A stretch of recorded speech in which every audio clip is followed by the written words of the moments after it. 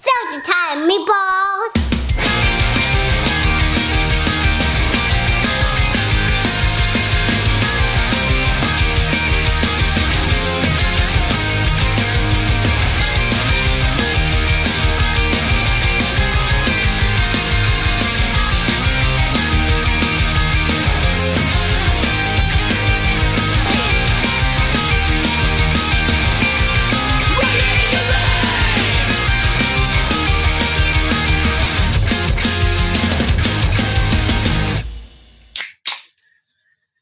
What's up, you guys? Welcome back to another episode of the Seltzer Time podcast. It's your boy Ricky, aka Dick Chuck, aka the man behind the can at Seltzer Time Official. Here is always with my conversation accomplice, the man behind the can today, the man with the 100 bow Worcester, Travis. I almost looked myself up. What is cracking, Fizzle Fiends? Welcome back to another episode of the Seltzer Time podcast. And as always, we are so glad you're with us. Currently, I'm the man that's currently and casually trying to not freak out that he just covered his laptop in seltzer. Not too bad. Not too bad. This week on the show, what? That's not an easy job. You know, this is it's like a splash zone. You know, like a SeaWorld. We're just a little more ethical here. Yeah, a little bit. This week on the show, we are talking to Jake Woodruff, musician from bands like The Feeder, Dreamtigers, and Aisha Burns, and lots of other projects. But before we get there, you know what we have to do, or do you? Hey, Ricky, how was your birthday? Hey, my birthday was really good, man. It was solid. Did you talk to it's just been what? Did you end up talking to the person you share a birthday with? You and Beyonce? Did you guys link up? Yeah, so that's kind of why we had to cancel last week's podcast episode. I had Beyonce and I do this little trip every single year. It's cool. Naomi knows about it. Jane knows about it. It's not that big of a deal. But it takes up a couple days, and that's why we couldn't record. So she's doing great. No, it was just good to catch up with her. It's been a year, you know, and a lot's gone on since the last time her and I hung out. We chat sometimes here and there, but there's nothing like face to face. Also, like, you know, you got to get, she had to get COVID tested to hang out with me. I had to get COVID tested to hang out with her. We had matching masks. It was adorable. It's a thing we've been doing, so it's fine. No photos, of course. That's just like. Are you kidding me, dude? Nobody can even afford to pay for those. That's why we just get. It's safer for everybody that we keep that kind of on the DL. Understandable. But yeah. So aside from that, how else did you celebrate your birthday? I kept it really, really chill. Just kind of hung out. Naomi and I went out to Timberyard. Oh, nice. So I finally went to Timberyard, which was great. We went out there with Marcus. Katie was working, but we were able to see her a bunch and hang out. So we met their puppy, Gumbo. Oh, that's right. They just got a puppy. So cute. Yeah? Oh my God. That puppy is unbelievably adorable. So yeah, just kind of kept it really, really chill and drank some. They have a dry hop pilsner. Okay. It's like really, really, really good. So I have a whole bunch of beer in my fridge across the street. We're getting our floors done currently, so I'm back in the family room. Back in the family room. All right, the blinds look good. We don't normally record this. The blinds look good. Oh, we normally record this show at nighttime, but no, lighting is perfect. Thanks. Yeah, I mean, going forward, we'll have furniture in our house too, so I won't have to record out in the backyard at the pool. I'll be able to record inside. I mean, you have options. This is the first episode I've recorded inside since the last time we were here, I think. I think so. Because when we first moved into our house, we didn't have internet, so I recorded at my parents' house, but my reception sucked, so I recorded that outside. And then I've been outside ever since. Damn. Ricky in the great outdoors. Dude, I can't believe that was so soon, but so long ago, but so. Yeah, right? It's been a wild month. Like, I can't believe we just did this summer this weekend. Yeah, it was great. Yeah, I know. That's the weirdest part about my birthday. Like, every single year, it's kind of everybody's, like, end of summer point. So we're closing the pool tomorrow. Kind of sucks, but 'tis the season. Yeah. But, yeah. Well, How was your week? It's been great. Yeah. I played catch up on my own personal projects last week. It was nice. I actually got a nice big project. I can't really talk about the client, unfortunately, but it was a quick round. Beyonce. Yeah. Yeah. I was documenting Ricky and Beyonce's trip in a 16-page catalog. And I haven't worked on a project like that in a while, where one, there was like the deadlines were really fast. Two, it was a lot of like text and photos and making it into like a multiple page document where it all supposed to like read and feel like it's all part of one thing. It's cool. I like doing document layout. It's kind of boring, but once you kind of set the style at the beginning of the project, you can go mindless and just kind of make sure that it adheres to that and looks good. They're fun projects. Nice. So yeah, and then this past weekend I spent down in Connecticut hanging out with my parents. Every year we use Labor Day weekend as like one of our reasons to get together kind of deal. And every year we usually go on a trip somewhere. Last year we were in Vermont or Maine. Year before that was Western Mass. Anyway, we picked somewhere new. This year with everything going on, we decided to camp out in my parents' backyard, which was super cute. We put up That's awesome. A car tent. My sister and I had tents. Sarah came down. The dogs came down. Basically just hung out in their backyard and then went on little day trips. We went kayaking on Bantham Lake. And then we did the thing that I'm going to talk about, my stoke. It was chill. It was good to spend some time with my parents. Immense craziness. I've gotten really into cooking on the fire. And I got a Dutch oven. So I have heard about this from Caitlin, that apparently you make a bomb-ass chicken cacciatore. I'm pretty... Yeah. I need that. I'll make it. I'm expanding my recipe. I made beef bourguignon this weekend in the Dutch on the fire. And I swapped out potatoes for mushrooms, so it wasn't true beef bourguignon. Plus, I don't like pearl onions. So it was basically like a beef stew, but it was fucking tasty. Hey, whatever. Sign me up. Potatoes over onions potatoes over mushrooms all day long. Although I think Naomi likes mushrooms way more than potatoes. Does she? I think. Do you like them more than potatoes, or you just love them? I just love them. She just loves them. She doesn't like them more than potatoes, but she likes them. I'm not a big mushroom guy. I've kind of opened up to them a little bit more, but I don't like the way they taste, and I maintain that I don't like things that grow on fecal matter. Fecal matter? Normally I say I don't like things growing on shit, but I was trying to be nicer because I don't want to offend anyone. Well, they grow on trees too. Dying ones. Oh yeah, good point. Just kidding. What do I know? Just because I record outside doesn't mean I'm an outdoorsman, all right? You got enough butter and garlic to something, it'll taste good. That's fair, Naomi. Enough butter and garlic does cover make everything taste good. True. Yeah. I would agree with that statement. Hope everybody enjoyed our interview with Infamous last episode. He was pretty cool talking to him, learn how we cross paths and how our circles overlap.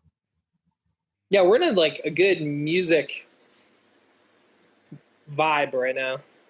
Yeah. It's fun. That's Evan a couple episodes ago, and I think the Evan episode was the last episode I was here. That was. Yeah. Shout out Evan Peary. Crazy. Oddly enough, we talk about a lot of the same people when we talked with Evan. Yeah, it's kind of weird how small that world is. All right, that's a good enough segue as I can never have. We probably should have asked Jake if he knew Evan. I'm sure he does from somewhere that world.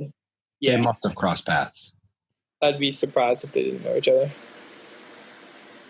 We'll do that when we get coffee with Jake after. There you go. Done. So enjoy our talk with Jake because he's fucking awesome. True. So you had to go all the way down through Kelly Square. Yeah, so I had to come up. I'm in my mind. I'm going to take a left. I'm the same way I've gone every day of my life. And then, I get up there, have to take a right. You go all the way through the fucking Peanut, and there's no easy cut through. You have to go the entire Peanut now. That's it's better than the Kelly Kotex, which is the other name I've heard. Yeah, the grimace is so true, man. That's messed up. I've only driven it once, but it's weird. Yeah, it's very, very, very strange. it should work well when it's all in place, and there should be a lot less accidents. And you in theory, should be able to walk across the goddamn thing and not get ran over. But we'll see. I don't think I've ever walked across that place sober. Oh, I was gonna say. Up until you said sober, I was like, come on, I've done it. But I'm like, oh, maybe I haven't done it sober. No. It's usually been like a dive to Vernon, back to dive type trek. And it's never worked out. Well, it's always worked out a lot, but it's never been a sober experience. Dude. Awesome. Well, we jumped right Vernon in. Diner still open, speaking of? Vernon Diner. Like, I mean, not now, obviously, but. I think so. I don't know, actually, to be honest with you. I gotta imagine. Wait, that's the name of that place on Kelly Square, right? Wait, the Vernon Hotel? Vernon Hotel. Yeah. No, the We're Vernon talking about Diner is like somewhere else. My bad. Is that the one at Vernon Connecticut? Hotel. The Vernon Diner? Yeah. The VD. Anyway, yeah, the Hotel Vernon. I don't even know if they're still serving beers. Hotel Vernon. Yeah. Hotel Vernon. I don't know. They don't have food, so I don't know if they can even be open right now. Oh, yeah. I don't know. Yeah. I hope so. It's the easiest room to book in Worcester. You literally just walk up and write your name on a calendar that's hanging on the wall. True. That's why our first live show was there.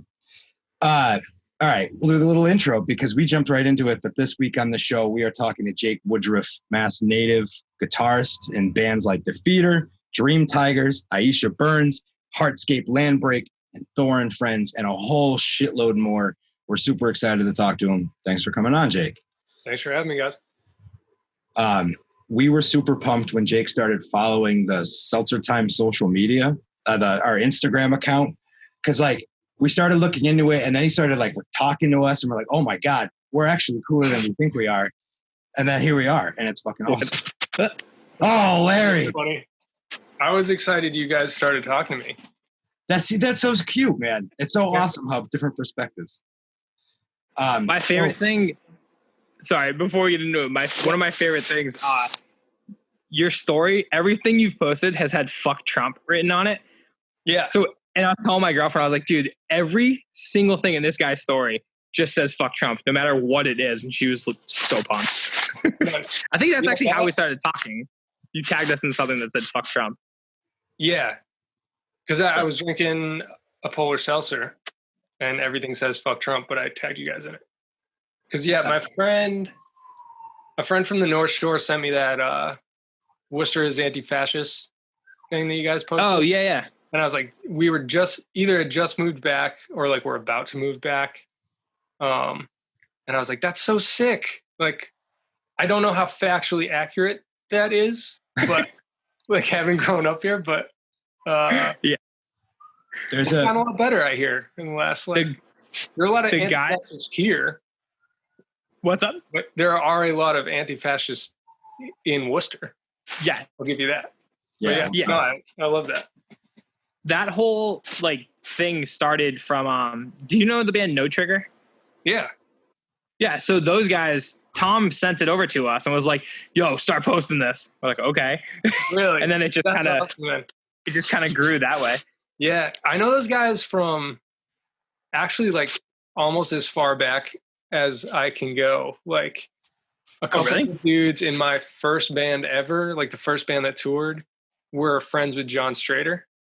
Ah, Strader. Yeah, very, very and well. I don't know him super well, but we've like run into each other. So that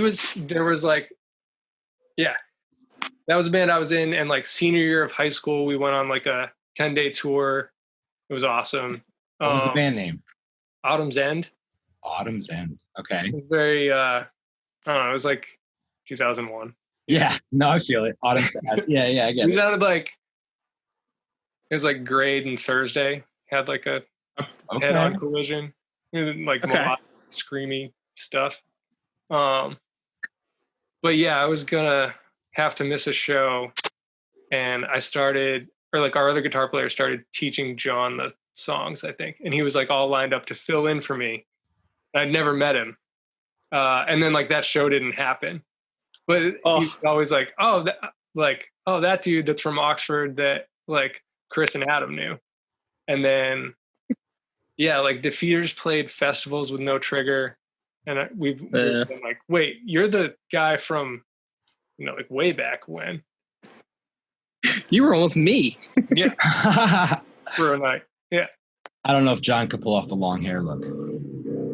he's doing great. Sure. He is. He's a DJ now around Yeah, here. I was gonna say last time I saw him was at Tim Lander's funeral. Oh, Yeah. R.I.P. But got to catch up a little bit then, which was nice. But yeah, I hadn't seen him in years. Huh. But he was saying he was a DJ now. we're big fans of him, and he's homies. I mean, Ricky's worked side by side with him because he's DJ'd a bunch of parties at the Dive Bar, which is one of our local Okay, spots. sick. Yeah. Him and I met him through, I worked at SJC Drums for a while. So I got to know him like really well there, and we just kind of stayed friends that way. Cool.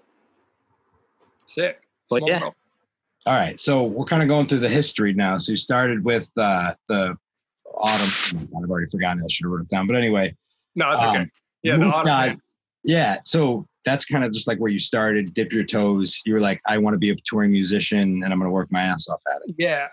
Yep. And then I was like, so I went to band practice to like senior year of high school. I went to band practice, and I was kind of bumming because I'd broken up with my like fairly serious girlfriend the night before. And like before, I was just about to go like, yeah, guys, and then da-da-da. And then the band broke up. So like May of my senior year, no band, no girlfriend. And I was like, I guess I'll go to school. So like ended up going to school, ended up like studying abroad, came back, and I think was talking to Jay Ost at a With Honor show. And Okay. so what are you going to do? Because we were both English majors. He was like, we would nerd out about books a lot. And he's like, what are you going to do? He's like, well, I really just want to play music. So I don't really know what I'm going to do. And he's like, well, we have an East Coast tour for Ambitions, like in August. I don't know if you'd want to fill in or like see what's up with that. And I was like, yeah, definitely. Let's do it. No shit. So then I kind of like jumped right back into being in bands. And then like Ambitions broke up like 2-ish years later. Okay. And the whole time, me and my friend Andy had been writing stuff for what would become Dreamtigers. And then Dreamtigers recorded with Jay, who used to be in Defeater. And during like that recording process, I met those guys. And then like a few months later, their guitar player quit. So I wound up joining Defeater like right after that. Oh, wow. So you never ended up going to school? No, I like finished a degree in there. All right. No, that's mad respect. Yeah, like finished the degree, but then like as I was finishing up, that's when me and Jay were talking, and he was like, "So what are you gonna do afterwards?" And I was like, "I don't know, man. I don't really feel like becoming a high school English teacher right now. I'm like 21, you know." Yeah. Yeah. That's awesome, man. So you basically toured on like the Stranger album. Yeah. Well, I did all of the touring they did. You did all the touring. That's awesome. Like before me and Keith joined, they had Matt from Shai Hulud playing with them. But we were the first like solid lineup. That's awesome. Yeah, it was fun. So what I think is one of the most fascinating things is how eclectic your projects are, because like there's some real heavy, angry shit in there, and there's some like really chill, mellow, like let's explore some vibes and like like have sense. Yeah, what was that? Like soundscapey. Yeah, and I love that as a genuine music fan. Both Ricky and I just appreciate music in general. Like, do you like just being able to write whatever your heart's feeling at the moment? Like, yeah, definitely. And I think like that's also part of like growing up around here, and like those were the kind of bands you could play in that would like allow you to play out. And I'm not like, I'm really thankful for like being able to play punk and hardcore like my entire life. But there's definitely like, that is the scene. And like, or at least it was when I was in high school, for like, so getting to like get a lot of experience touring that way has been awesome, but then also being able to like branch out into like, you know, more melodic or more like folk oriented music or more like ambient music has been really nice. Like to get to play the kinds of music that I've been listening to the whole time, I guess, you know? Yeah. Makes sense. Yeah. So like who did you grow up like listening to, and where did you grow up going to shows? Man, so I was like a teenager in Worcester in like 98, 99, 2000. Okay. So like Bane and Converge were like The bands. my favorite bands. Yeah.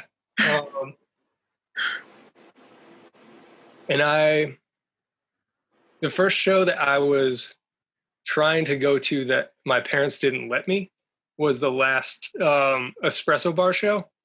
Oh, okay. Yeah. I never got to go to that. I was just a little bit too young. Dude, this show was this band Fallen, I think, from Rutland, who was like Okay. emo, but like late 90s emo-ish, like hardcore band.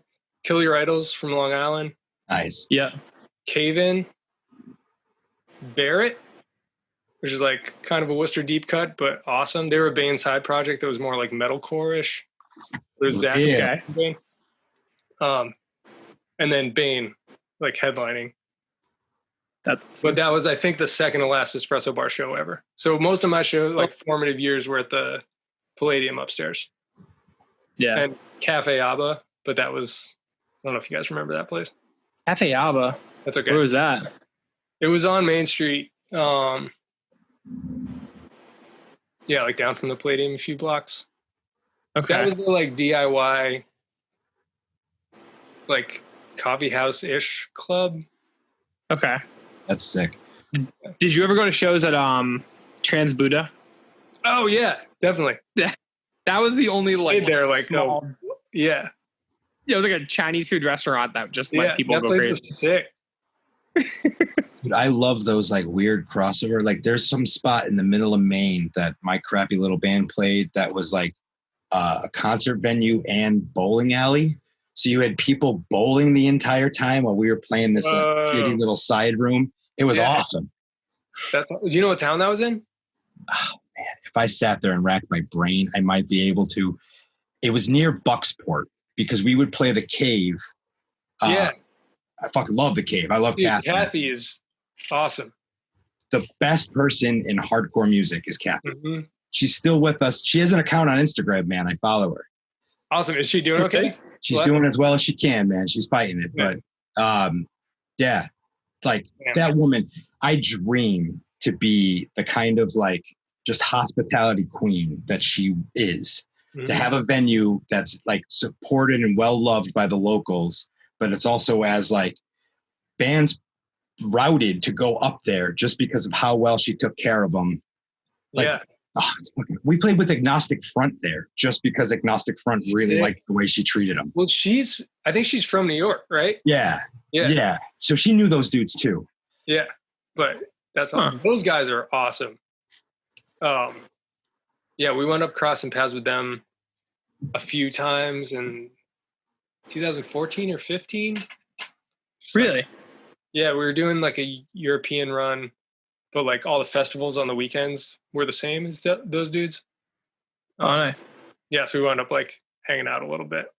I've only had a couple hours talking to it, but they are some of the most funny dudes I've ever had the pleasure of talking to. Vinny just kept going with story after story after story. Dude, we showed up to a hotel in Belgrade, Serbia, I think.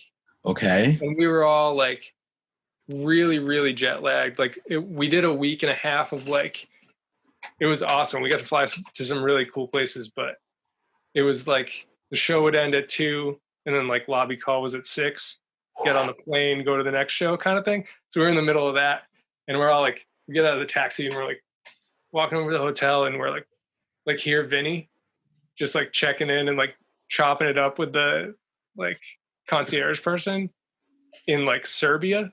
And we're like, wait, what I think that's Vinny Stigma. That's Vinny Stigma. Oh my God.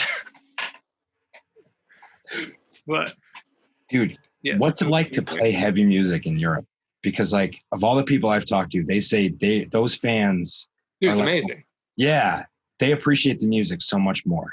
Like my first experience of it was pretty crazy because like Ambition's never made it over there.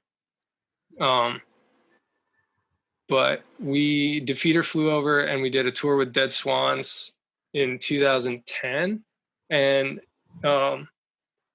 we played this festival, Grows Rock, in Belgium.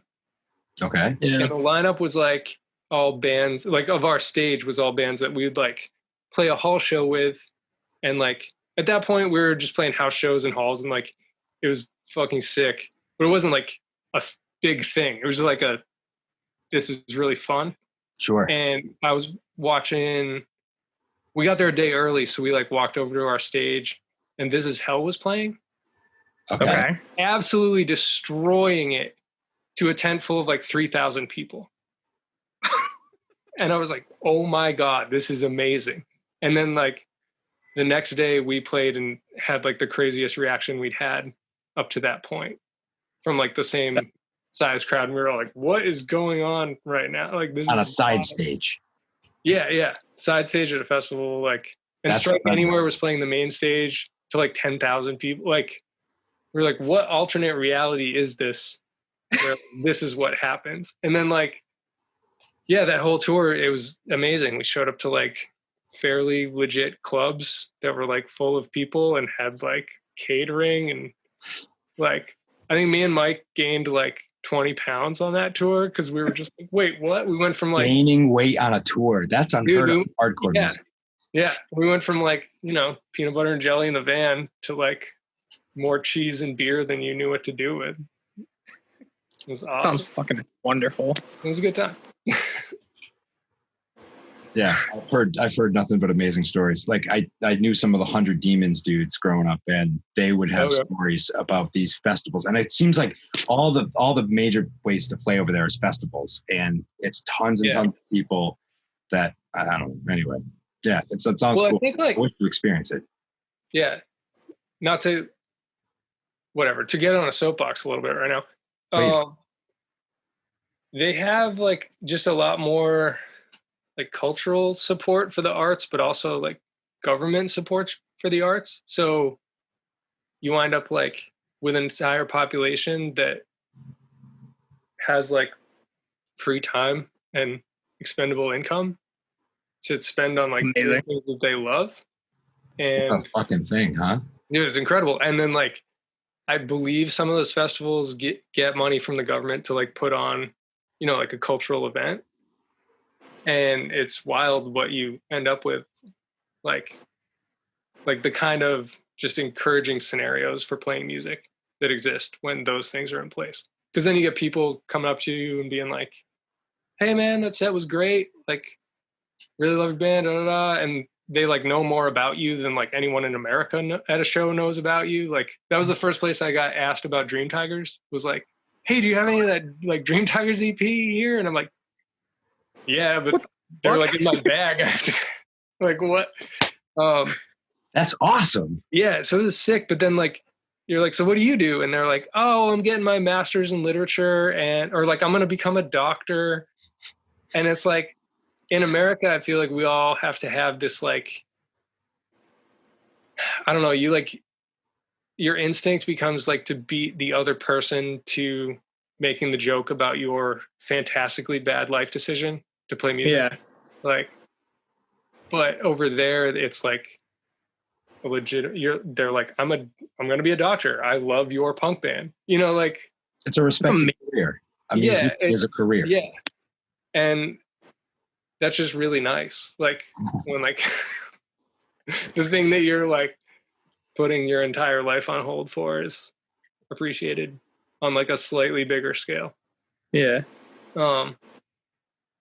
That's something ridiculous too, to frame it like you're putting your life on hold instead of you're working at your job and you're creating income. But it's just, but that's the way. Yeah. That's the way we treat it. I quit my band to focus on school because there's no money in hardcore music for a while until you really fucking work at it. But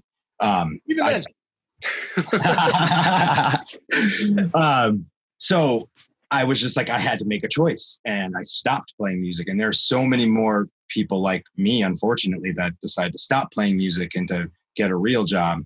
Yeah. Well, because heaven forbid anything happens, but like, if anything shitty happens in life and you don't have that safety net, like, I mean, we're all lucky enough to live in Massachusetts right now, but like, I've lived in Texas a couple times, and dude, you break your leg with no insurance in Texas, or like 40 of the other 50 states, like, get out of here, man. Yeah. Yeah. I'm going to treat you like Old Yeller. Yeah. I was trying not to say take you out back and shoot you. Yeah. Sorry, I felt that come through. Yeah,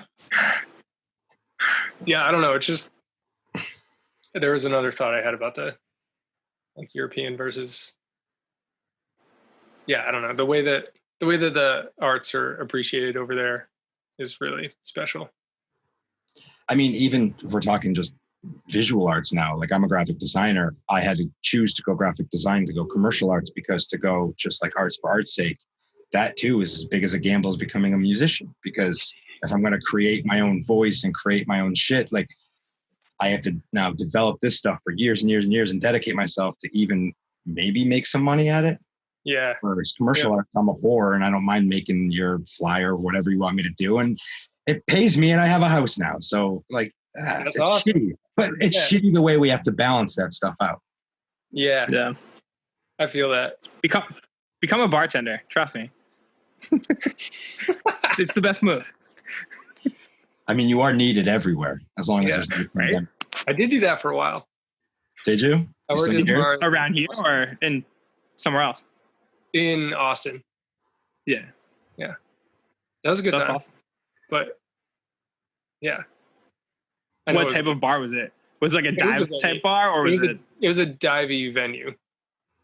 It was actually kind of, it's closed now, so RIP. But it was kind of like musicians off tour. It was like glorified welfare. Like the dude that ran it had booked like all of our bands, and that's how I met Taylor from Heartscape, who used to play or plays in Desark and used to play in Appleseed Cast. Like nice. He met that dude James that like ran that place because he booked his bands, and then like I met James because like James had booked some South by Southwest festivals with like Touche and La Dispute and Defeater and like all of our bands. So nice. Yeah, you can work the door for $10 an hour, and I was like, thank God, that's awesome. Thank you. That works. Yeah. See, I love that, man. I love to hear that there's still a community out there, like of people like watching each other's back. Like, you know what I mean? Like there's no visual hardcore scene anymore, but there's still like a hardcore scene, I guess. Yeah. I don't know. Yeah, that definitely. Sounds so negative. Definitely. Fuck me. Well, like, yeah, it's weird because part of me thinks like the whole like community is creating like for all the reasons we were just saying, like it's like really unsustainable to be like pursuing like beginning stages of any kind of artistic pursuit in the States. But then like European promoters still pay to have American bands come over all the time instead of like only having all the awesome bands from Europe play those festivals. So like the like really optimistic part of me thinks that like desperation creates some like really good art, and there's probably some truth to that, but yeah, at the end of the day I would rather all the people making that art like not go broke because they have to get a like cavity filled or something, you know, like it's ridiculous. Dude, yeah, you're not far off on that. I don't know. I mean, we can expand it further. Like, I want to live in a place where we don't have to make the decision as to whether I take my heart medication or if I pay for my diabetes medication. Like, fuck. You know what I mean? Definitely. I know it sounds socialist, but I don't care. No, be as socialist as possible. Yeah, like take care of everybody. We got the money. Yeah. Right? We're all people. Let's take care of Yeah. each A majority of the rest of the world is doing that. Why the fuck aren't we doing it? Yeah, 100%. Yeah. So in this whole pandemic shit, are you still playing music? Are you writing? I know you said something that Dreamtigers is coming out with something new soon. It's not coming out soon, but we have been working on a record since 2000. I think we recorded. Yeah. All right. Actually, that might happen to me too. And I don't know how to turn that off. That hasn't happened in a while, but sorry. That noise gives me anxiety from like my job years and years and years ago. I worked at a Starbucks and that was my alarm clock. So every time I hear that, it makes me think that I'm late for work and they're calling me.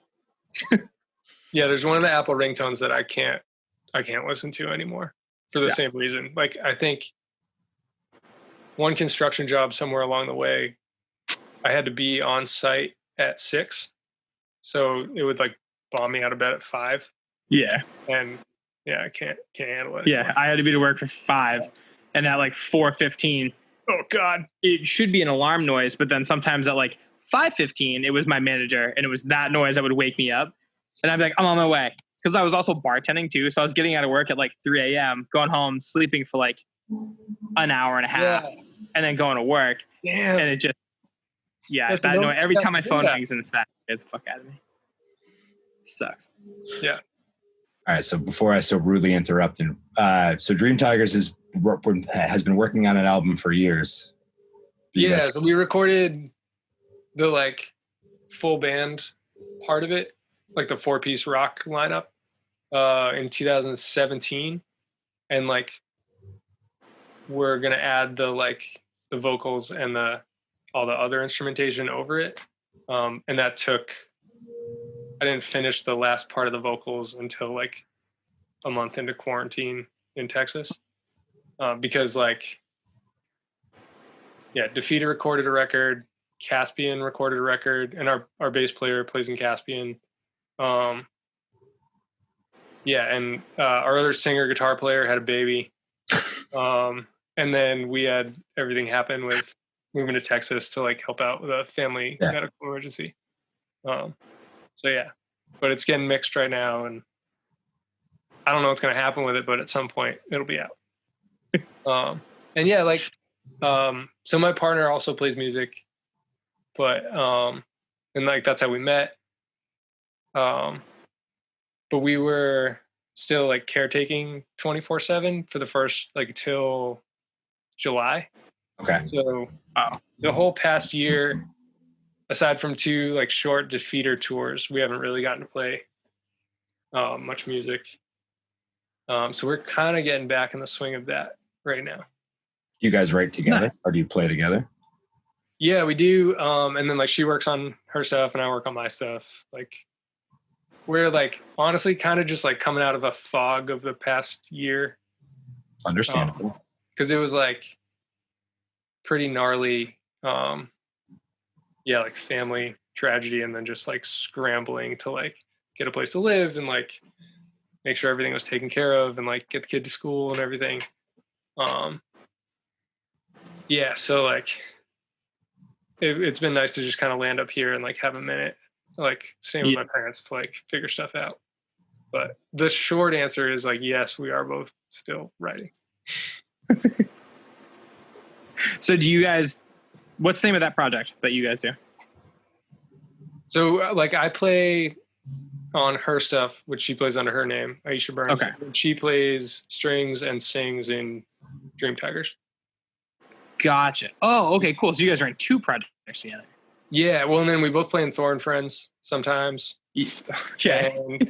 And we've been wanting to write a record together, which I think is going to happen pretty soon. Nice. That's kind of more like instrumental stuff. But Okay. yeah, we're taking it slow. Why not? Yeah. It's been nice to just kind of like take a breather. Yeah. Do you guys get out to like Rutland State Park or like Berry Falls Dam or like the Rutland prison camps at all? No. But I should. Man, there's like a whole mess of trails back there that I used to ride when I was a kid. So I've just been hitting those pretty hard.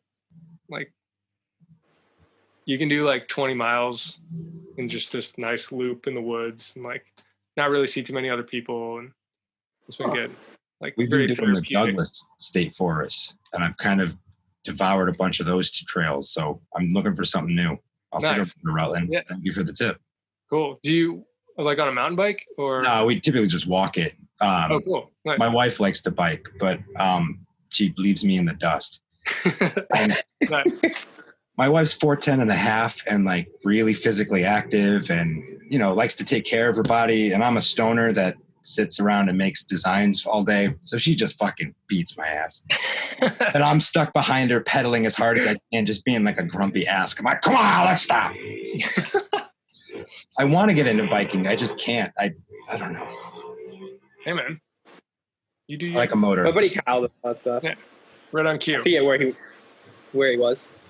Yeah, I haven't ridden a bike in a very long time. I was actually supposed to get my parents have like it's like a street bike, like in a city, but I was going to pick that up and then go riding with Strader and our buddy Joe. And I just never did. Joe would message me every time they were going riding. He's like, "Did you get that bike yet?" I was like, no. Not Joe Weiss, right? No, not Joe Weiss, but we're friends with him too. Joe Weiss. Oh man, I see Joe Weiss like every morning when I get my coffee.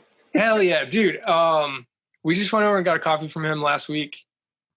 Yeah, I miss that dude, man. Like, so Defeater, I don't know. I didn't really come back to Worcester that much after high school. Like for holidays and stuff, I'd like go to Ralph's and like see a bunch of people from high school randomly, and like go to Tortilla Sams. But, I miss Tortilla Sams more than anything. Man, that got me too when you guys posted that. Oh man, who are these guys? Oh, yeah, I knew it was over when they put the TVs in. Yeah, but pretty much the beginning of the end. Yeah, and then like a few visits after that, I walked in and didn't know anybody, and I was like, no. Yeah, I think they change ownership like just before they closed. Maybe or they changed something. Missed that whole thing. I think, if I remember correctly, because the food also, not that it was ever like the best food, but it was kind of the best food. Yeah, just pickings for Mexican food up here are pretty slim. So yeah, it was like the best game in town. Yeah, basically. For sure. Yeah, but I just remember like everything kind of changed, and then shortly after they were gone. So you were saying about Joe. Oh yeah, so I didn't really make it back to Worcester that much, but we had just moved back to Massachusetts when Defeater and 4 Year Strong toured together. Oh, right. Oh, cool. And I like knew Dan from way back, like high school, like being a shitty kid, like riding a BMX bike around Worcester kind of stuff. Hell, dirt rats. Yeah, exactly. But I don't remember meeting any of the other guys. Ambitions played like one show with them at the QVCC, I think.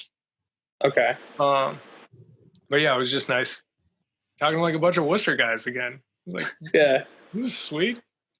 I got to tell Joe that the first time I met him was at the Empress Ballroom in Danbury when my band opened up for him. I don't know if you ever played that place, but it was awesome. Yeah, definitely. With those crazy. Yeah, it's kind of like a cave. Yeah, they dropped the ceilings at one point, but it still wasn't very good. Yeah. What was your band? So I was in a band called Vengeance Over Victory. We were like a tough guy hardcore outfit. And then... Wait, did you guys record with Greg Thomas? No, we did with Mikey Yeah from Demons. Okay, got it. He had this little like home studio out in Guilford. We put the cabs in the bathroom. Wow. That was actually, to be honest, one of the first times I smoked weed, like really heavily smoked weed, was with Mikey. Yeah, it was right after I'd finished my vocal track, and he handed me 100 Demons bong. And how are you gonna not smoke out of 100 Demons bong? So I hit this thing and I hit it way too hard, and I just fucking like go to La La Land, and he has this stupid black light like wizard poster on the wall. Yeah. So I spent the rest of the session just like petting the poster and hanging out with that. And then he's like, yo, you gotta go. And I'm like, where? He's like, I don't care. You gotta go home. And then I time traveled home, which is not safe, kids. Do not do that. Yeah. But 100 long got me in. Damn. Do you know Joe, like Defeater's drummer, Joe, then?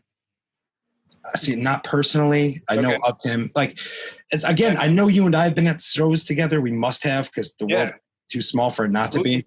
But yeah, we played with you guys at like Wallingford American Legion or something. very possible. We never got the chance. We never got a chance to play with Ambitions or Defeater. Okay. We did play with Honor a couple times. Nice. Bury Your Dead here and there. But again, Yeah. that was just me kissing up to my boss at the time. That's funny, man. Small Wow. world, man. Yeah, definitely. Oh yeah, I was gonna say, you guys are asking about like, yeah, like where I'd go to shows in high school. Like, dude, like Palladium Upstairs, like the Bane Give Blood record release show, with like Suicide File, some awesome melodic band that I wish I could remember the name of. And then like the Skate Fest 2001, where like, Oh my God. Thursday played Palladium Upstairs, but they sold both rooms to capacity. And between when they were booked up there and, you know, when they played, Thursday became like blew up. So were you guys at that show? I wasn't. At I randomly, like a month and a half ago, went down like a Skate Fest wormhole because I was putting together, like in the process of moving and stuff, I found this like book I had with all my old ticket stubs left in it. Yeah. And I remember going to either 2002 and 2003 or 2003 and 2004. But then like I was going back to see if I could find set lists from that, like just online. And I found like the lineup from 01. Dude, it was wild. Maybe, yeah, I think I was at 03. If I think either 03 and 04 or 02 and 03 were the last ones I went to. Sweet. 01 or 2001 was the like Jane Doe record release show. Was like, oh, no shit. Oh wow. Yeah, and Hope Conspiracy played. I think Suicide File played, but the Thursday set, like 800 people tried to cram into Palladium Upstairs in like the beginning of September, and Jeff passed out at least twice just from like heat exhaustion, and they only played 3 songs. Like they tried playing one, and he passed out, and then like, dude, it was brutal in there. Just like all the bodies. Yeah, just I almost passed out, and I was just like standing, you know. Good God.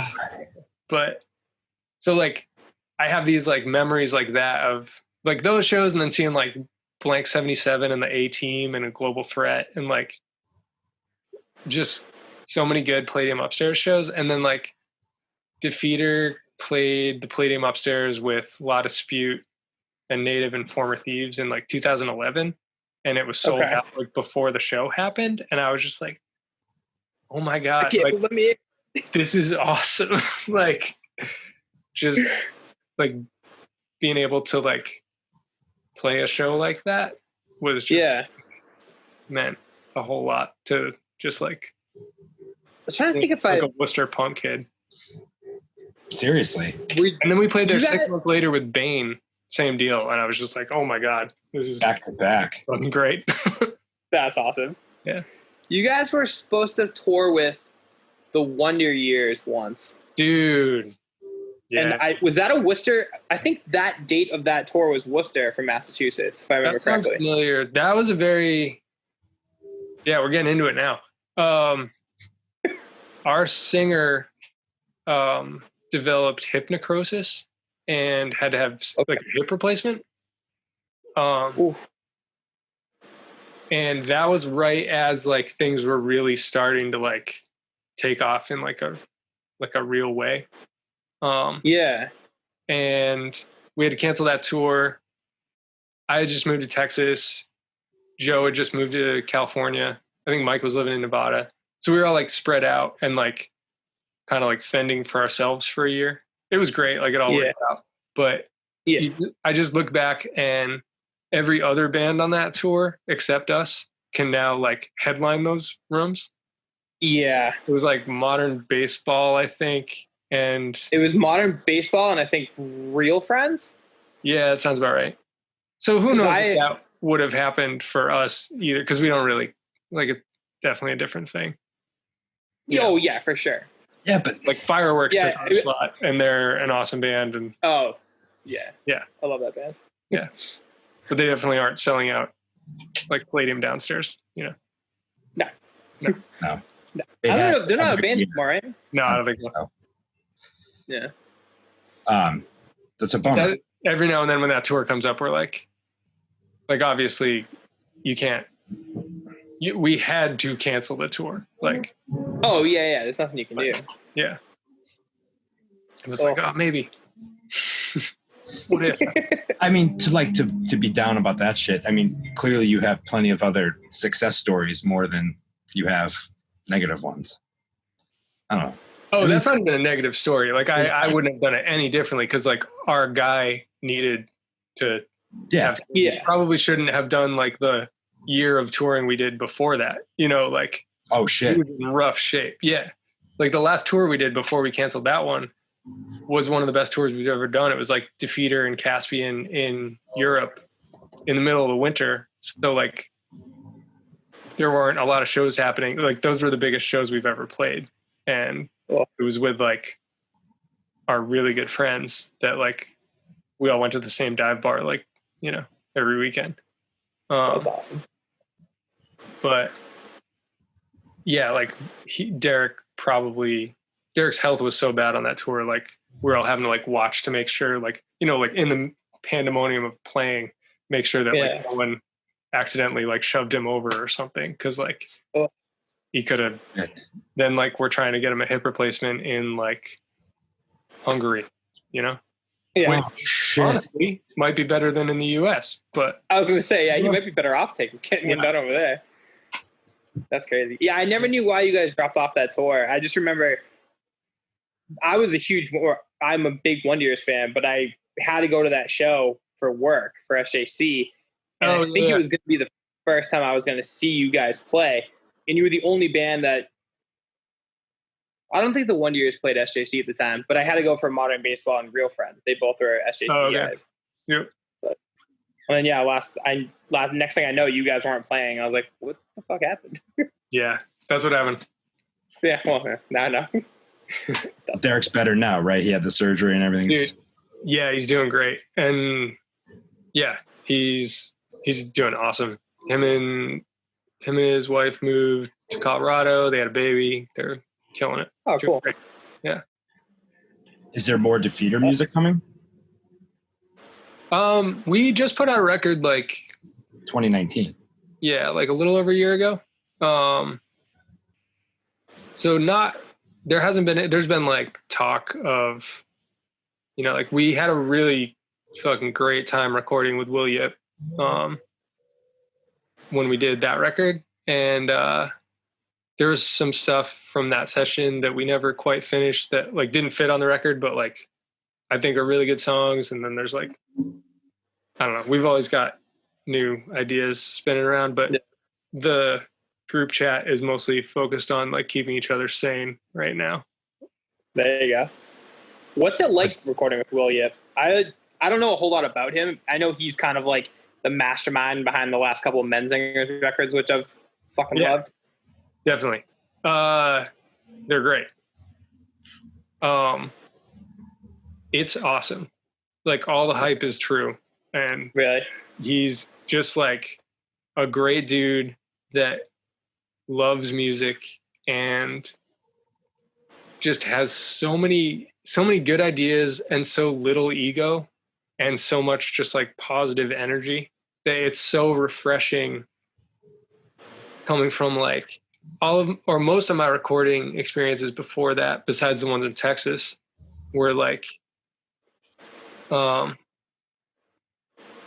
just with like old hardcore dudes from New England. Okay. Okay. And like, I think we all fit that description in this conversation right now. So we all know exactly what we're talking about with like, Yeah. like just some guy that like may or may not be a very good engineer, but like doesn't care about the fact that you're playing music in front of them. And they just like kind of wanted to have the like, no, fuck you, play it again better, you know, like vibe, which I thought was, I feel like going into a recording with Will, aside from like some really positive experiences in other genres with other studios. Yeah. But recording with Will was definitely the first time playing aggressive music that I feel like we all got to like chase the songs as much as we needed to, chase like tones and chase ideas and really like have like a flourishing creative atmosphere. And it was just so like liberating to know like that thing that you'd wanted the whole, like your whole life could actually happen and like did lead to better results, you know, like it was very, very validating in that way. Like, and just his approach to recording being like he's such a team oriented person. He's such like a goal oriented guy where he's like, we're just going to throw like an insane amount of positive energy at this problem. Yeah. And it's going to work out. That's awesome. Like, he, don't get me wrong. Like he's not a softie. Like, Yeah. like all me and the guys were talking like, especially me and Joe, just being like, like Joe, I've never seen anyone push Joe harder drumming than Will did. And Joe's like a fucking phenomenal drummer, but he would play the like this ripping part, you know, like do the whole song like 15 times, which is like a physically taxing, you know, experience. Yeah. And would be like, you almost got to do it again. And Joe would really be like, are you fucking kidding me? And me and Joe both had this moment where like, I swear to God, I played that perfectly, at least the last 10 times. And Will's like, he'll punch back in. He's like, no, you did. But like, we're chasing feel now. So like, I know you can do better. And you're like, God damn it, I hate you, but you're right. And I'm gonna do it. So like, I don't know. That's very nurturing though. Fuck yeah. I mean, yeah. It's like the way more positive version of what I was used to, of somebody being like, no, like that last note was late, even though you're like, no, it fucking wasn't. It wasn't. Yeah, sure. Okay. Yeah, him just being like, no, but it's going to be so much sicker when you nail it. And like after a few times that it is better. Yeah. Through like, you have to just like trust them. Like, dude, he's the first engineer too that I have with like heavy stuff that I didn't feel like I had to sit there and like really concentrate and double check and make sure he was like getting everybody's edits and stuff. Like really? I wasn't going to leave if I wasn't tracking. I'd be like, oh, I'm going to walk out and get a coffee and like, I don't know, go for a bike ride. Come back when it's my turn. It's going to sound amazing. That's not the thing to trust your engineer like that. Yeah. No, he's awesome. And he like with the Balance and Composure album, or a couple of them he's done. Man, yeah, everything. One of the things recording with him that you realize is he's like, some engineers have like done records in like various different like genres or like, you know, like families of bands, but he has like entire like genres of music that are basically like 85% Will Yip, but like multiple ones.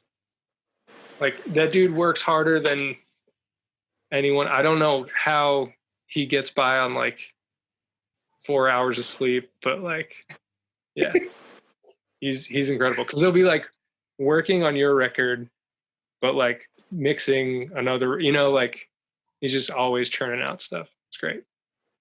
It's incredible. I wish I could do that with anything. He's inspiring for sure. It's awesome. Well, Jake, I think we've gone pretty much everywhere we're going to go on this episode. What do you think, Ricky? What's your favorite polar seltzer flavor? We didn't even talk seltzer yet. Oh, we haven't talked seltzer yet. Dude, what the hell? I'm drinking grapefruit right now. And Okay. Respect. Ruby Red. I don't know if that's my favorite though. The mango. Wait, are we talking seltzer or seltzerade? Ooh. Pick either one. Because they are different. I get like, I've got like favorite seltzerades that I don't like as much as the classic seltzer. Yeah, I think the risk factor on those is higher. Yeah. Like if you get a bad seltzerade, that's really bad. See, I've been I don't like I've been mango. down in like LaCroix country for the last little while. So it's nice to be back in polar land, even though I guess you can get polar in Texas now. CVS. Yeah. Yeah. But actually, this is interesting. So I found out, I heard a rumor at one point that, do you guys know H-E-B, the like big Texas grocery store chain? No. It's phenomenal. It's like if I really like Market Basket from living on the North Shore. Okay. Oh yeah. Like if Market Basket had like a great like food court in it too. And like That sounds awesome. fresh tortillas. Seriously. It's amazing. Yeah. I heard that their like H-E-B seltzer was actually LaCroix, just like repackaged. Ah. Was it Which was LaCroix awesome or- because then I could Polar? spend what? It's LaCroix or was it Polar? It's LaCroix, but I'm getting here. I'm getting to the point. Sorry. So Okay. then it was just like, oh great, I can spend like $3 on a 12-pack instead of 5 or 6. And I heard a rumor that Market Basket seltzer is Polar seltzer. Probably. Is that okay? I mean, so Oh. you gotta imagine. So Polar's main business that we've heard is they do a lot of private label stuff, and they do a lot of like bottling for other companies. So Yeah. it would not surprise me if Market Basket's seltzer is Polar seltzer with a Market Basket label. Okay. Yeah. 'Cause That- that's what. That yeah. Actually, They have to the, that have a would make sense. manufacturer or a bottled in. Next time you get some Market Basket seltzer, see where it's bottled in. all right, I will. The dude like- the dude that sent me your account told me that. Really? Yeah. Okay. This guy's in the seltzer now, and whoever this person is, we appreciate you. Right. So the only thing I do know for sure all right, so if you go to like a Walmart or a Target or whatever and you buy those like brown box pies, those are actually tabletop pies. They brown box them for those like larger companies. Yeah. Another private So- label. Yeah. Yeah, Polar's probably the one with the dude. If Polar's making the Market Basket seltzer, I'm just gonna buy that because it's way fucking cheaper than buying Polar. Is there a Market Basket around here? There's got Yeah, there's one in Oxford would probably be the closest. It's And worth then the there's saving. one in Leominster too.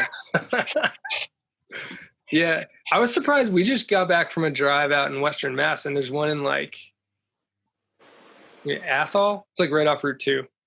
Okay. I thought that was like a only North Shore thing. The only ones I've ever been in was, so I grew up in West Boylston. Yeah. So the Leominster Market Basket was like, and I grew up on the other side of West Boylston. So Yeah. the Sterling? Leominster Market Basket side? was like, yeah, I grew up right on the West Boylston Sterling line. Okay.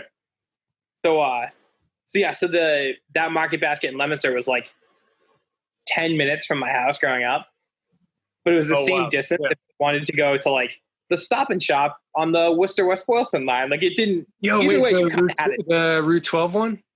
Yeah, That was my first job. Hell really? yeah. Yeah. I guarantee you we have been in the same aisle at some point. Oh man. I dated a I would- girl from Lynn for a long time, and some of her best friends worked at the Market Basket. There was one in Lynn, and then I think after that we would go to, whenever I was out there, we'd go to the one in, in the Salem Lynn line. yeah, I think that's the one that her friends worked at. Yeah, that makes sense. And then there was another one in like Chelsea, I think, like Yeah. right over the bridge. There's like a brand new plaza with like a Starbucks and stuff in there, and there was a Market Basket there too. Popping up everywhere. Man, I know we're out of We need- time. I don't But give a shit. No, we can keep going. I don't care. I will keep talking to you. People need to know where they can find market baskets everywhere. well, we're going back to Stop and Shop. Oh, okay. I was working there when they introduced the self-scanning registers. Okay. And they, for some reason, put me on watching those, like in the afternoon after school for 6 hours. And I was like a senior in high school at that point. And yeah, there's like these self-scanning registers where you literally need to do nothing. So my job got more boring. But this lady comes up and just starts like putting all of her groceries on the register at once instead of doing the thing, like it's just gonna weigh it all. Beeping. Yeah, she's like an older lady. So I walk over, I was like, excuse me, miss, like, you actually can't put them all on, this like quiet 17-year-old kid. And she's like, oh, there you are. Here you go. And I was like, well, these are actually self-scanning registers. So you like take this one and put it like one at a time, like just scan this one. And then like, all right, so this is strawberries. You put them on and then you look for the PLU right here. Do you see this? And she's like, no. And I was like, you don't, this button right here, miss? Like, and she's like, I'm blind. And I was like, oh my God. Okay, I'll just do these for you. Like, don't worry about it. But yeah. Older blind woman trying to use the self-scanning registers. That was like by far the most exciting thing that happened. You can cut this. No, this is great. Yeah, I love these. I was working at a shitty little amusement park. Like one of my first jobs was Quasi Amusement Park in Middletown or Middlebury, Connecticut. And it tops out at like fifth graders. Like it's rides for up to fifth graders. And then if they want something more exciting, they go to a real amusement park. These are just the things that spin around and whatever. They stuck me out in the parking lot. So my job was to park people on really busy nights. And I'd have to like back them in and like make sure they were tight enough. The most boring job. I fucking hated it. Much like you, I was a 16 awkward. Like I didn't really want to talk to people. I couldn't tell people to repark. But there was this one time where a woman backed in. They all had to back in. She backed in and she just was not straight. It was all cockeyed. And I asked her to redo it. And she gave me a huff and she pulls out and backs in. And then somehow it's worse. So then I have to ask her to do it a third time. And then she did it. And then she pulls in, she backs up, she sticks her head out. And I go, oh, okay, that's great. You look cute. Or you look great. And she goes, I know, sweetheart, but how'd I park? And I'm like, she completely like took my whole stress level right out of the situation. I wanted to just walk up and hug her. Like, I'm so sorry I made you repark 3 times. It was awesome. That looks great. That's what I said. I said, looks great. And she goes, I know, sweetheart, but how'd I park? That's amazing. Dude. I love those. I mean, old shitty jobs are how we all cut our teeth. Yep. I worked at Starbucks, though. We could do a whole nother like 6 hours of the most awkward fucking shit I've ever dealt with there.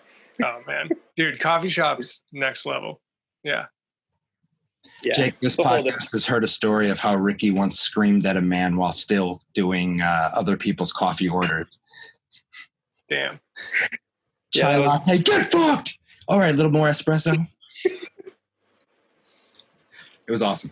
I worked at Atomic Cafe in Beverly. Okay. Like a long time ago. When it was like still cash only. Yeah. And yeah.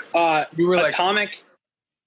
Their coffee you can actually get in Worcester at Redemption Rock Brewing. Redemption Rock pours their coffee. To bring it full circle, I just picked up a curbside order from the Stop and Shop where I got my first job, that one on West Wilson Street. And I ordered Atomic coffee in the order. Like, yeah. That's awesome. Yeah. Live in Massachusetts long enough or something. When we support these small companies, then they're actually going to grow to bigger things that we can get. I think they're, well on their way. They've grown a lot. Their nitro is delicious. Like, I love going to Redemption Rock and grabbing. Yeah, that's become their, like, they had, when they, man, the old roast, I'm going to sound like such, the old roaster, our friend Adam, absolutely killed it and did this one Kenya Peaberry coffee that, like, I still have dreams about. It was like that, like, East African, like fruity, like light roasted. Oh God, Okay. it was amazing. Dude, I just finished a cup, and I'm thinking about another one here at 8:14 on a Monday. You're a crazy person. Oh, I'm if much I like coffee something after that, 1 p.m., I will be up until 4 a.m. really? Yeah. Oh, Yeah. I'll sleep at I'm midnight. going to bed like 8 minutes after we hang this up. I'm fucking exhausted. Coffee sounds good, but I can't do that right now. I don't know. I could drink it right up until I go to bed for some reason. Damn. It's a gift. We all have our thing. It's Yeah. probably all the cannabis we smoke, so. There you go. Offsets. Yeah. Jake, how do you want people to find you on the internet? And if so, how do they find you? Or should they just go listen to all your awesome bands? Oh, man. Thank you. There's a lot of them, though. I feel like nobody's got that kind of time. No, fuck off. They got to do some homework. Every listener needs to go through and listen to at least 2 tracks from each band. And not just the top track on Spotify. Like, go for deep cuts. Let's get some of those deeper numbers up. Well, yeah, I don't know. Yeah, sure. Go listen to bands on Bandcamp Fridays. Hell yeah. Help out Yeah. artists that are struggling, as everyone is. Basically, just help people that are struggling during this shitty time we all find ourselves in right now. Yeah. And, if you can't drink Polar Seltzer, maybe your store brand is the real deal. Polar Seltzer. Anyway. I know where it's bottled. I mean, you brought up Bandcamp Fridays. You said you played with Caven. Do you talk with Steven Brodsky anymore? Like, those dudes are doing this, like, I don't know if you've seen 2 Minutes to Late Night at all. No, I haven't. So We had Steven Brodsky play the Dreamtigers record release show of the last record in 2014. And then we got to play with him again in New York City like a year after that. But is he as enchanting and as like awesome a person as he appears? He's a really good dude. Yeah. He just looks like a big old teddy bear of a man. But they've been working with these too. Oh, hell yeah. Oh my God. Talk about another eclectic musician that can just play literally anything. Yeah. But 2 Minutes to Late Night, they've been doing these covers through Zoom, where they've been releasing them all as like these collections on Bandcamp Fridays and then giving the money to all the musicians that have played. Dude, that's sick. Oh, wait, I did see that because did they do one with Chelsea Wolfe singing and Uriah Hackney playing drums? Yes, Uriah Hackney. Dude. I fucking love Uriah Hackney. Me too, man. I have never actually met that guy, but we talk on it. Actually, him and you guys are the only 2 people that I've met on Instagram, and we've kind of kept talking. Yeah. It's So nice. I've super nice dude. I've hit him up on Instagram. Wish I could meet him in person. His band's on the new Tony Hawk game. Dude, that record's awesome too. Is it? I have to listen to the whole thing. No, check it out. Okay. Actually, and now that I say that, I listened to it, but I meant to buy it on a Bandcamp Friday, but I don't know if I have. Brian Hackney. What band is he in? Rough Francis. But I heard of him because he filled in for Converge. Yeah, that's how I heard about him. He filled in for Ben, and he played just as heavy. Crushed it. Yeah. Obliterated his kid. And then now he's making like these really cool like dub things, and he's been doing that the whole time, I think. Yeah. Well, because he's been doing a studio up in Burlington, and his father and uncle were in death. Oh, no shit. Like Detroit. Yeah. No shit. Yeah. Okay, that makes a little sense now. Yeah, so he grew up. Kerr was telling me that he first saw Uriah play drums, and his old band opened for Converge, I think at 242 Main. And Uriah must have been I think he was 15 or 16.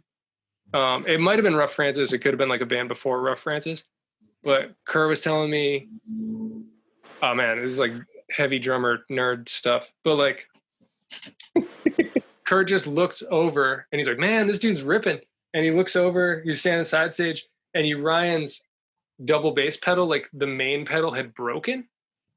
So he had just switched mid-song to doing all that stuff with his left foot.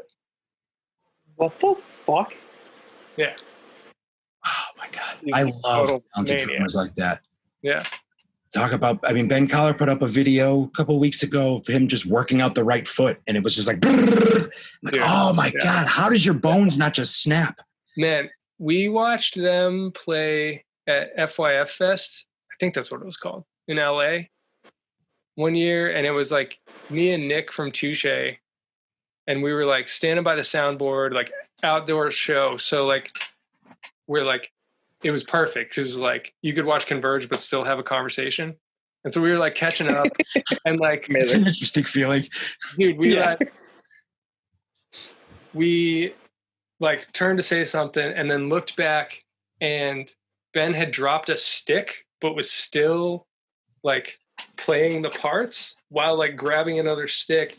And then there was like a pretty crucial hi-hat part coming up, but he like realized that his hi-hat mic was out. I don't know how. And like picked his hi-hat mic or his whole hi-hat up and smashed it right next to the overhead mics and put it down and went into the fill in like one fluid motion. And me and Nick were just like, no, fuck off. Get out of here. What the fuck? That was ridiculous. Yeah. That's so Absolute awesome. crazy person. Oh man, to watch that in person would have been incredible. Yeah. That's that actually, yeah. That was wild. And that like Urian filling in for Ben, like a while or like about a year ago, Joe couldn't do a Defeater tour because of like some Asshole. this guy. So okay. What were you saying? Sorry. Oh, Joe couldn't do a Defeater tour because the Amity Affliction had like changed their tour schedule around. So, and he's like contractually, you know, there's lawyers and shit if he misses those shows. Yeah. And we were like, we already lucked out once before with getting Joe to take over for Andy. I don't know how anybody could take over for Joe. And then like we saw Urian fill in for Ben, and we were like, oh, so it's not impossible. That And kind then, of work. Yeah, and then Dave from Pianos ended up filling in for us, which was really fun. Oh, that's Oh, cool. That dude's another like insane drummer. Yeah. He's unbelievable. Deep album are awesome. Yeah. Oh man, I'm. This has been awesome. I don't want to keep you too much longer, man. It feels like we're taking up a lot of your time. No, dude, it's all good. It's been nice. We don't get to see anyone anymore, you know. So it's Right? I can't remember the last time I met a new person. You know what? That's Yeah. like legit. Yeah. Same. I feel like I've stuck with this like extremely well. I mean, the first half of quarantine, like the bubble was like airtight with the people I saw, and then we've expanded it to like 5 more people. And I'm like, oh, this is so nice being around humans. And I look around, I'm like, fuck, this is nothing. Like, I used to see a million people all the time. Mm-hmm. Dude, it's wild.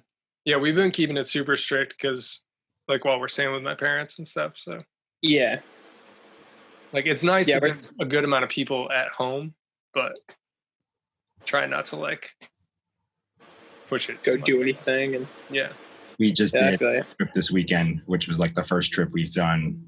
Like we went and saw my parents down in Connecticut and camped in their nice. backyard for 3 days. Just Dude, that's what we did the whole move up here. Was like camped in friends' backyards with a moving truck. That's awesome. It was actually sick, but yeah, like it's a new era, man. You do what you great. have to. Yeah. That's been the moral of this story, this whole podcast. Mm-hmm. Right? Awesome, man. Do All what right, you I have guess to. Settle for Biden. Yeah. All right. I guess we can call it there. Thank you so much, Jake. Dude, Go thanks, listen guys, for to having me. Peter. Go listen to Dreamtigers. Go listen into Aisha Burns. Go listen to everything. Thanks, Thank guys. you. Good hanging. You're on the internet. Yeah. Everyone's on the Thanks, internet. man. Have a All good night, guys. Welcome back, guys. I never know how to like segue out. It's always that's a thing that it's probably gonna take me 2 years to figure out how to do this correctly. But We're slow yeah. learners. So what? We're slow learners. Yeah. Well, I mean, it took how long for me to figure out how to intro the podcast correctly, and even that I still mess up almost every time. I mean, we don't yeah, have so- Will Yip on our recording engineer, so nobody's telling us to redo it. We always just go with the first one. Yeah, right. Sometime we'll have Will Yip produce a podcast episode for us. Oh my God, Ricky, that question wasn't good enough. Can you? Could you imagine how stoked it's going to be? It's when you get a good question in there. Anyway, Dude, I need that. No, so that was awesome. Yeah, it was great talking to Jake and talking about everything, really. A man of many talents when it comes to different genres, and he clearly just loves playing music, which is really rad. And we talk a lot about Market Basket. I was impressed with how many locations of Market Baskets he knew exactly where they were. Who has that kind of knowledge stored in their brain? That's awesome. Market Basket is the move. It's like the most affordable grocery store ever, and they have everything. That's why they're in such high demand. Well, plus they treat their workers right, because all their workers went on strike when the one guy left, and yeah, no, they're cool. I back Market Basket. I do need to find out that seltzer fact though. Yeah, we will find the true facts for you. Yeah. But it was awesome talking to Jake about Connecticut hardcore. Like, I don't get the chance to talk to many people about that scene up here. And like when I go home, it was cool. Friends. Yeah, you guys like had a bunch of people in common and knew a bunch of the same folks. I mean, New England isn't very big, so Mass and Connecticut are basically the size of most other states together. That is. So good point. But yeah, I didn't know he played for Ambitions until I was researching for the show. That's awesome. And I have that album, like in physical copy. It's somewhere here. I have Stranger, which probably is on. So that's awesome. Clearly, I'm stoked.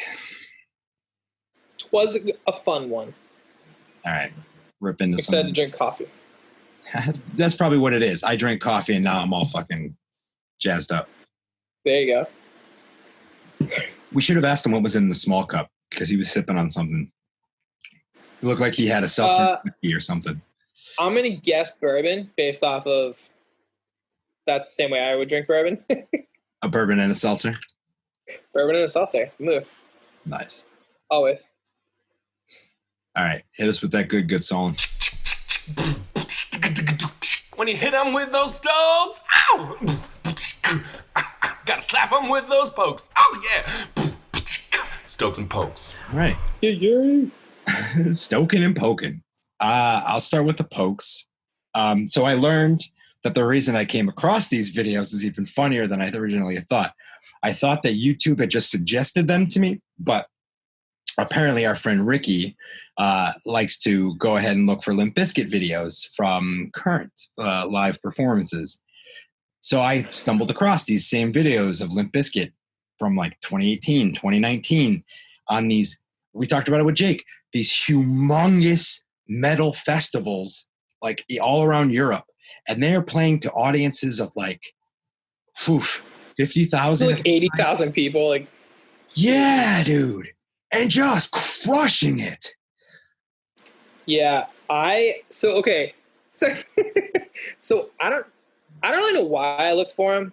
I think I'll just randomly think of something like it's almost always music related, and then I'll look up this like a band's Instagram, and then kind of fall into a black hole of like, what are they doing in 2020? Limp Bizkit happened to be one of those bands like months ago, but that's like that might be the only band that's like a reoccurring band that I think about, where I'm like, wonder what does Limp Bizkit do? Like what, you know what I mean? Like I never saw them live, which sucks. I've always wanted to, but what was that like? So then I'll try to find old videos, and I've seen most of the old ones. Then one day I was like, what does Limp Bizkit do recently? And apparently they just fucking crush. Like they're playing massive shows and people go absolutely bananas.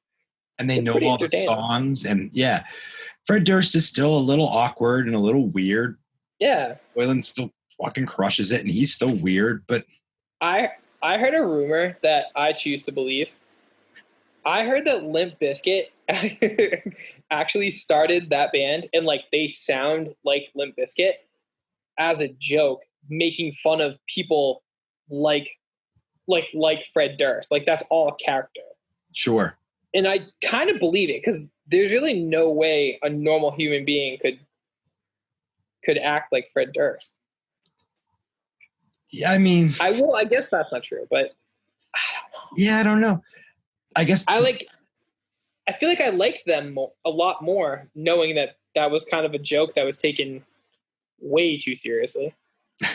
Made them a lot of money. To be a fly on the wall for when he was recording with Method Man, like, did you guys sit in the same room and write a verse? Did Meth just come in and have something in hand and spit it? So good. Like, God. But so, I mean, even like those old Family Values tours when they toured with like DMX and Korn, whatever the hell. Those are tours that I wish would happen now. Like that last year, Naomi and I went and saw Blink-182, and it was Blink with Lil Wayne and Neck Deep. And that was kind of the closest to like a Family Values style where I'm like, oh, cool, it's Blink and like Lil Wayne. And I'm getting different music styles, out of this that I like. But I would have loved to have been, 15 years old and seeing Limp Bizkit, DMX, the Deftones.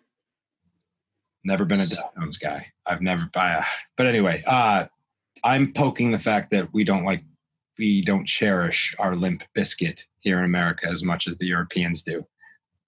I forgot we were doing Stokes and Pokes. I was so excited to talk about Limp Bizkit. I owned a red fitted Yankees cap, and I was a fat little dude. I got one up on you. I owned a red fitted Limp Bizkit hat that instead of having the Major League Baseball symbol, it had the guy from the cover of $3 bill, y'all. Yeah. This guy, right? Yeah. I had that hat and wore it like a fucking champ. So got to be. There's a reason we are friends, right? It's because of Limp Bizkit. As I teased off the top, I went to Connecticut this weekend, and I am stoked about the thing that my mom found. She found this cool thing for us to do out in Essex, which is right by Haddam, Connecticut, right near the Goodspeed Opera House, if anybody knows that area. And they have the old antique steam rail. And because of COVID, they had to figure out new ways to do business. So they released these, what they're calling rail bikes. And 4 people are on this like extruded aluminum welded bike with 4 bike chains. I think it's a 2-person and a 4-person. So Sarah and I sat up front. My mom and my sister sat in back. Everybody had masks on. They sprayed it all down in between riders. But you get to ride out on rails, pedal powered for 2 miles, just appreciating nature. You stay like 30 to 50 feet from the people in front of you, and you go out as like a little train. And then when you get to a point, they have this cool device where you like get out of your bike, push it forward. They can turn it on the rail and basically spin you back around. And then you go out and you come back. And it was like 45 minutes, an hour. And it was super chill, man. It was like, we got to look at some water. We got to look at some trees, all on this bike on a rail. Kind of felt like a hobo, like doing that, the old cartoon thing. Like, yeah, a little bit like that. Okay. Really freaking cool. If you're and they're running it through October or November. So if you don't mind taking a trip to Connecticut, check it out. Sign me up. Sign me up. Essex Rail Trail Bikes. Check them out. What do you got for me? Cool. All right. So my poke, which I guess is kind of more of a stoke, but it's a poke for me. The entire first half of quarantine, I really wanted Dead Horse Hill to do something, and they didn't. And then they started to when the weather got warmer, they started utilizing that front window space they had. They were using their food truck for a minute, but they kind of changed their menu up to doing different sandwiches and burgers and tacos and all this stuff. And it was cool working Worcester Wares and watching the parking lot become like a tailgate party. Like Dead Horse kind of changed the way that people enjoyed the weekend. It was pretty fun to watch. You'd see people sitting in trucks and they'd bring blankets and folding chairs, all this stuff, and they'd be just like sipping cocktails and eating tacos. And I would check Instagram on Saturday nights and go through their story of all these people, partying in a tailgate or partying in a parking lot. So my poke is this past weekend was the final one because they have to kind of like reset up for indoor dining due to the weather getting colder and stuff. I didn't get to go this weekend. I was a little too busy, but yeah, I don't know. I was really excited. I'm hoping they keep that same kind of format for the menu, but because they had a mixture of like easy like bar food to get. And then the last couple of weeks, Jared started doing like some more of the Jared Foreman specials and like killing it with that stuff. It all looked amazing. But that's like my dream. My dream menu is some kind of mixture of like Jared killing it with like really intense, amazing, beautiful looking, delicious tasting dishes, but then also being able to get like a smash burger and a margarita. Like, dude, I got the best 4 orders of wings one time just because like they were there, and I got 2 of the original and 2 of the soy ginger or the whatever. Miso soy garlic. Yeah, that's what it is. Dude, so good. I will just sit there in my underwear eating wings until I die. Dude. I don't care. That is heaven. I forget when it was. It was a couple weeks, maybe like a month ago, but I got Dead Horse on a Friday for lunch, and then at work, and then on Saturday, Mike P showed up, and he was like, "Close up. We're getting food from Dead Horse." And I was like, "Well, I just opened like 4 minutes ago." He's like, "Doesn't matter. We're going to get Dead Horse. We're only going up the street." And we walked up. We each ordered I think we got 2 orders of tacos, wings, and I think like a salad or something. And we walked back down, and there were like 3 people waiting outside of Worcester to like get their food or to get their clothes and stuff. And we're like, give us 1 second. Priorities, Sorry. man. Yeah, Jess right. doesn't I guess listen to this double up. episode. It was great. Yeah, no, sorry. Yeah, that's Mike P's fault. Clearly, it's Mike P's fault. Oh yeah. And how can you get mad at that face? Dude's too adorable. So that's my poke is that their cool little tailgate parking lot party thing is kind of over. Just a quick question before we move on. Do you think we'll see anything in like going into the winter or the colder months where people put out those heaters like they would do at some places, like the propane heaters? Like, I wonder if we'll see more of that kind of tailgate style, just with regulations being as they are. I hope so. So like the thing with outdoor dining is nobody really took that like Dead Horse approach. Everybody, which I kind of understand, like Dead Horse did it due to their lack of space, and they couldn't really work with like the sidewalk on Main Street, which I know is a huge issue for like Armsby Abbey and their reopening saga, which they are going to reopen. It's just not soon. They are? Yeah. They, from what I understand from talking to people who know, everything's fine. It's just reopening right now is hard because they can't be even close to where they need to be to have it make sense, because they can't offer outdoor dining. They don't have the space. Right. They're too close to Main Street, so they could only have those 4 tables they normally do. And like, what good is, and actually they wouldn't even be able to, because those 2 of them, they'd be too close together. So it doesn't actually work out at all. And for their style of menu, that's a farm to table style menu, you can't charge. I mean, yeah, you could charge $60 for whatever. Nobody's going to want to pay that. And even so, I mean, like they were lucky where a lot of places just up and closed. And then when they reopened with alcohol sales for like takeout, they were killing it because you were getting the best beers in the country, and you could take them home and drink them at your house. Like that was amazing. And their food's always been great. Like everything about them was awesome. But then shortly after that, every other restaurant started reopening. They could offer beer, and then your choices went from like, a couple of places to every place. And then places were opening for sit down and then dine in, and it doesn't make sense for them right now because of the lack of space they have. Even when that restaurant can run at 100%, it's so small. So they'll be back. But so my take on that tailgating space, Dead Horse crushed it. I think they utilized what they had to work with really, really, really well. I don't know if there's another restaurant that could kind of like pull that off with the heater lamp aspect to it.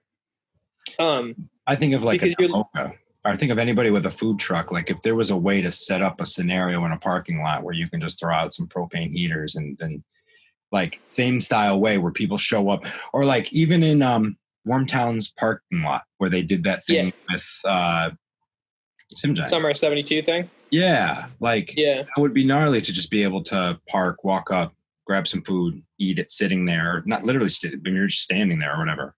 Yeah. I mean, it'd be awesome, but I think that's, you start to like tiptoe that line of you want people to go to your business because that's the only way these places are going to stay in business, but also you don't want to attract a crowd.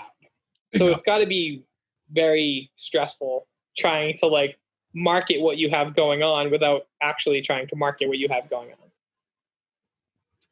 It's a nightmare. Yeah, that is definitely a less than ideal situation. Yeah. What are you stoked about? So my poke, I know. So my stoke is there's this company called Free and Easy.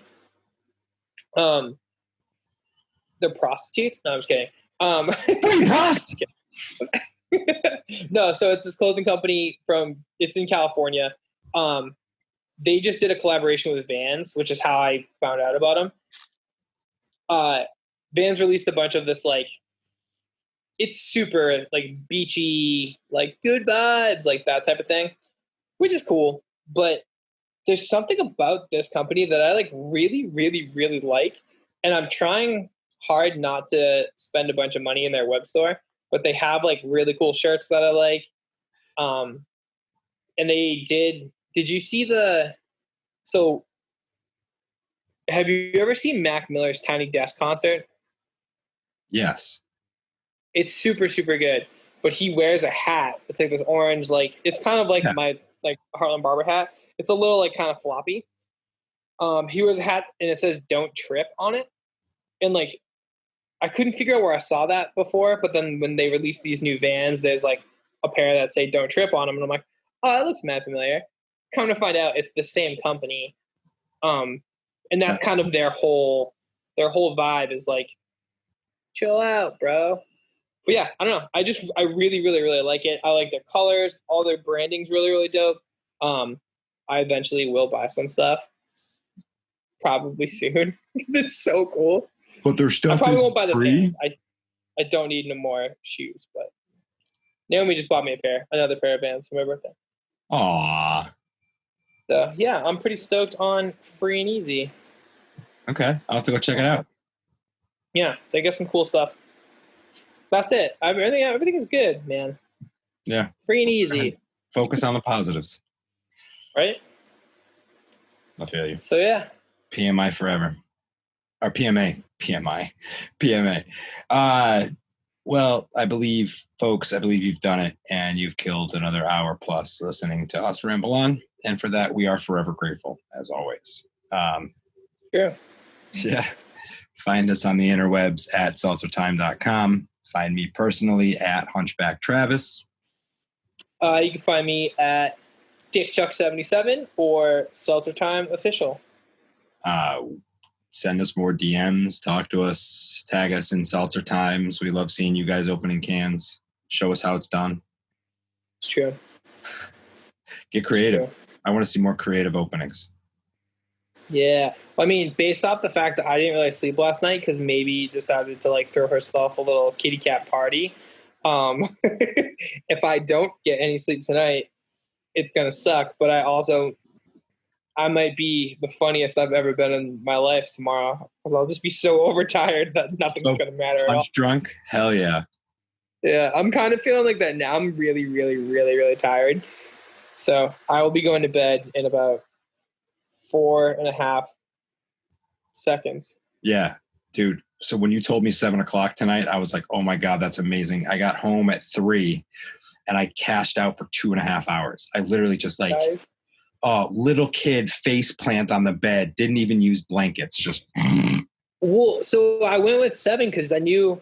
So Jake said he wasn't around till like the afternoon or evening, and then you also had said that you weren't around like the first half of the day, and I was like, well, this is great. Like, I've got some stuff to do. This works out. We'll do 7, and then maybe must have just heard.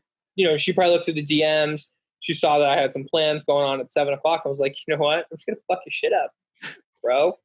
So she did a really good job with that. Never know when it. Normally, I'm not this tired at well, it's like 9 now, but even at 7, I was like, oh my god, I don't even know if I can talk right now. But that was fun as hell. So. Yeah, it was super, super awesome. Yeah. All people. No, good. I will talk to you later, and I don't know. Bye. Bye, guys. Sorry for partying.